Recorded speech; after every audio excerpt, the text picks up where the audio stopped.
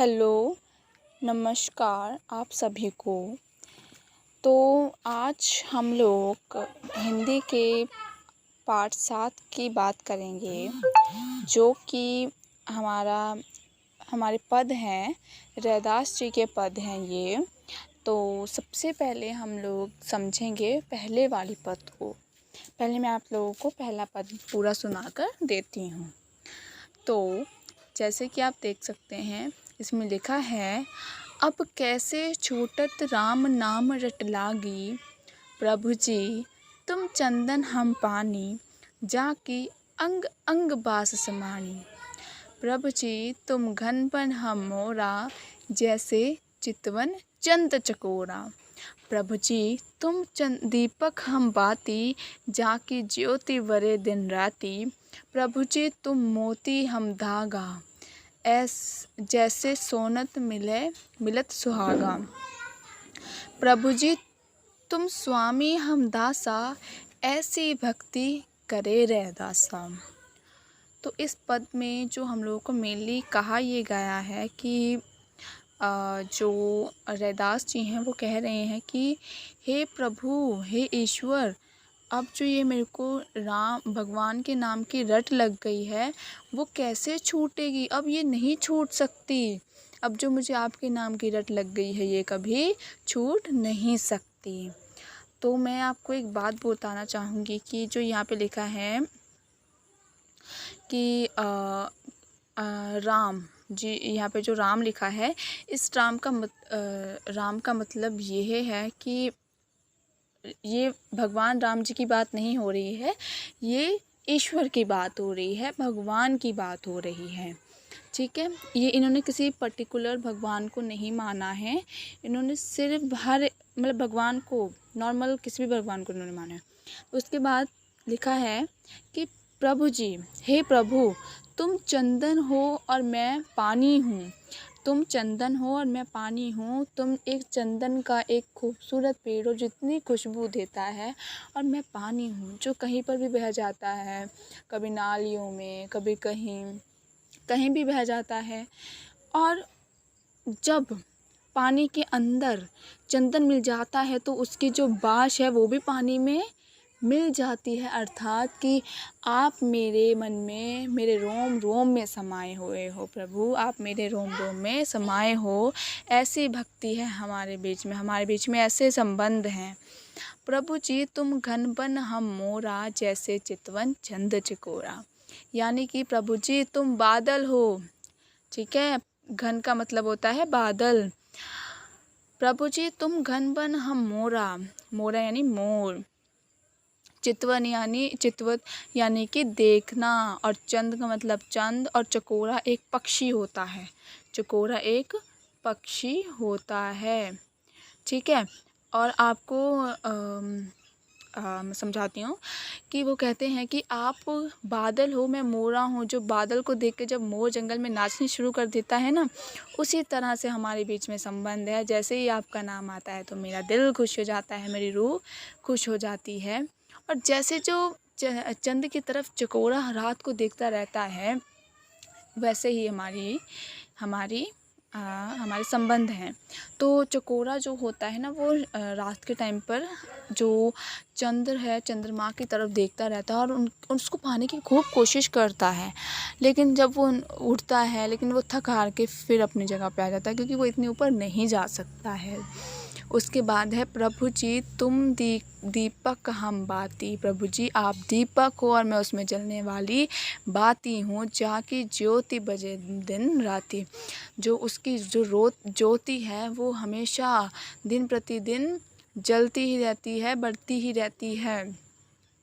प्रभु जी तुम मोती हम धागा, कि आप मोती हो और मैं धागा हूँ। मोती, जो धागा होता है वो इतना सस्ता होता है, जबकि मोती होते हैं काफ़ी महंगे होते हैं।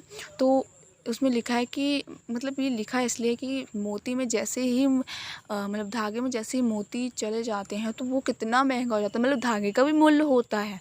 तो उसी हिसाब से वो कहते हैं कि आप जब से मेरे साथ मैंने आपको पाया है, तब से मेरे ज़िंदगी का महत्व हो गया है।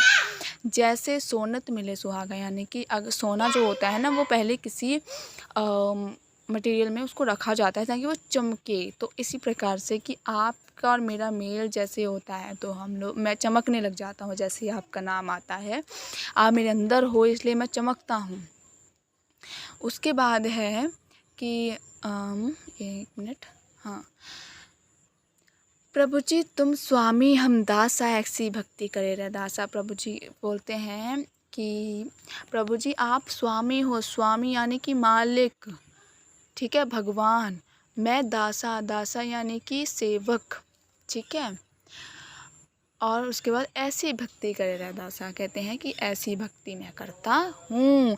हमारे बीच में इतने अच्छे संबंध हैं। कभी उन्होंने देखो चंदन और पानी से मतलब उनको जोड़ा है, घन और मूरा से जोड़ा है, दीपक बाती से जोड़ा है, मोती धागा स्वामी दासा इन सब से जोड़ा है उन्होंने, कि ऐसे संबंध, ऐसे पवित्र रिश्ते हैं हम लोगों के बीच में कि जब से आप मेरे अंदर समाये हो तब से मेरी ज़िंदगी अलग हो गई है। ये वो व्यक्त करना चाहते हैं, ठीक है। इसको आप जरा पद को एक बार ध्यान से पढ़िएगा, क्योंकि इसके क्वेश्चंस आते हैं कि रैदास जी ने किन किन मतलब कैसे कैसे उनके भगवान को मतलब कंपेयर किया है, ठीक है।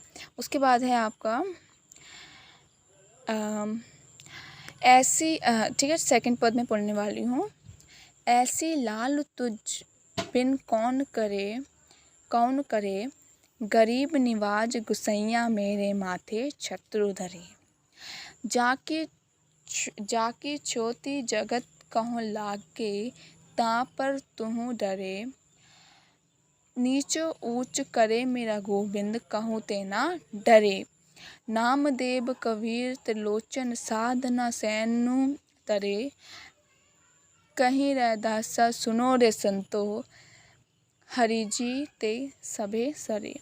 मतलब इसका ये नॉर्मल सा है कि हे प्रभु ऐसी लाल तुझ बिन कौन करे, मतलब हे प्रभु तेरे बिना ऐसा कोई नहीं कर सकता कि गरीब निवाज गुसैया। ये देखिए आगे ना आपके ऊपर एक क्वेश्चन आता है कि रैदास जी ने के भगवान को किन किन नामों से पुकारा है। जैसे गरीब निवाज गुसैया, निवाज गुसैया, तो ये एक नाम उनको दिया जैसे, है ना।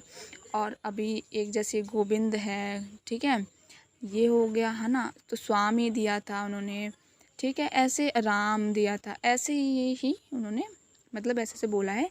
तो इसका क्वेश्चन आता है, आपको एक बार ध्यान देना होगा इस पर, ठीक है। उसके बाद है हे प्रभु तेरे बिना ऐसा कोई नहीं कर सकता कि तू गरीब निवाज, तू ऐसा मेरा गुसैया है जो तू सब पे दया करता, और तूने मेरे ऊपर दया करके मेरे ऊपर, मेरे माथे के ऊपर एक छत्रु धर यानी कि मुकुट धर दिया है। एक आपने देखा होगा कि मूर्तियों के ऊपर एक मुकुट यानी कि छाता टाइप रहता है, ठीक है। उनको मतलब धूप छाँव वगैरह इन सब चीज़ों से बचाने के लिए भगवान की मूर्तियों के ऊपर, तो ऐसा होता है। तो यही, ठीक है। तो ऐसे ही वो कहते हैं कि मेरे माथे के ऊपर भी उन्होंने ये छत्रु धर दिया है, ये रख दिया है, ये सम्मान मुझे दिया है, ठीक है। क्योंकि रैदास जो थे वो बहुत नीच थे, तो उनको उच्च बनाया है ना। मतलब वो कहना ये चाहते हैं, नीच नहीं थे, मतलब उनको वो एक नीच थे, एक ऐसे व्यक्ति तुच्छ इंसान थे, लेकिन वो अब क्या बन गए हैं, उच्च स्थान प्राप्त करा है। और सिर्फ उनकी छत्र छाया के नीचे, उनकी मतलब उनकी कृपा से, ठीक है। जाकी ज्योति यानी कि जाति, जहाँ पे जाति और जो छूत छात ये सब चलता था पहले। आप लोगों ने पढ़ा होगा हिस्ट्री वगैरह में कि पहले हमारे यहाँ पे कितना वो हुआ करता था कि कोई ब्राह्मण है, कोई वैश्य, ऐसे मतलब मानते थे कि कोई उछली जाति का है, कोई निचली जाति का, उछली जाति, ये मतलब उनको कामों के जो जैसे वो काम करते थे वैसे ही उनको बांटा था। जो अच्छा काम करता था वो ब्राह्मण हो गया, है ना। जो गंदा काम करता है वो क्षत्रिय वैश्य ऐसे हो गए, ठीक है। तो फिर वो बोलते हैं कि जहाँ पे जगत में ये छुआछूत का खेल चल रहा है, वहाँ पे तू ही है जो किससे नहीं डरता, तू ही है जो लोगों पर दया करता है। तूने मुझे नीचो ऊंच करे मेरा गोविंद, यानी कि मेरे प्रभु ने नीच को ऊंच, नीचे लोगों को उच्च बनाया, यानी कि तुच्छ लोगों को सम्मान देकर, दया देकर उनको उच्च करा है। उसके बाद एग्जाम्पल भी मिलेंगे जैसे नामदेव वगैरह, है ना। तो ये एग्ज़ाम्पल्स हैं इस लाइन के। तो गोविंद कहूँ ते न डरे, यानी कि मेरा गोविंद किसी से नहीं डरता है, वो दया करता है और नीच लोगों को उच्च बना देता है, सम्मान करता है उनका, उनको दया दिखाता है, और ये सब कुछ वो करता है मेरा स्वामी, मेरा गोविंद। ठीक है, तो वो इस पूरे उसमें वो फिर उसके बाद वो दे रहे हैं एग्ज़ाम्पल कि नामदेव कबीर त्रिलोचन साधन सैन न डरे। नामदेव कबीर ये सब जो थे संत थे, कोई महाराष्ट्र का था, कोई कहीं का था, तो फिर ये लोग भी क्या बोलते हैं, नीच थे, तो इनको भी उन्होंने उच्च बनाया। क्योंकि आप लोगों ने अब देखा होगा कि कैसे नामदेव जी के, कबीर जी के कितने दोहे हैं, है ना, आप लोगों की बुक्स में भी आया। इतना देखो, इनको इतना सम्मान मिला, इतनी उच्च गद्दी पे ये लोग पहुंच गए हैं। देखो, तभी तो आप लोगों के पास ये इनके दोहे आपके बुक्स में आ रहे हैं, है ना। तो यही है इसका रीज़न कि भगवान की छत्र छाया के नीचे उनको कोई कुछ नहीं कर सकता। उनके ऊपर दया करने वाला उनका भगवान है, इसी वजह से आज वो इतनी ऊंची गद्दी में पहुंच चुके हैं। तो ठीक है ना, तो यही है। तो आई होप कि आप सभी को बहुत ज़्यादा पसंद आया होगा। अगर आपको पसंद आया है तो चैनल को लाइक, शेयर एंड सब्सक्राइब कीजिएगा। एंड अगर कोई भी प्रॉब्लम है, कोई भी क्वेश्चन है, या फिर कोई गलती है मुझसे हो गई, तो आप लोग मुझे कमेंट बॉक्स में कमेंट करके बता सकते हो, मैं आपको रिप्लाई ज़रूर करूँगी। Okay, thank you.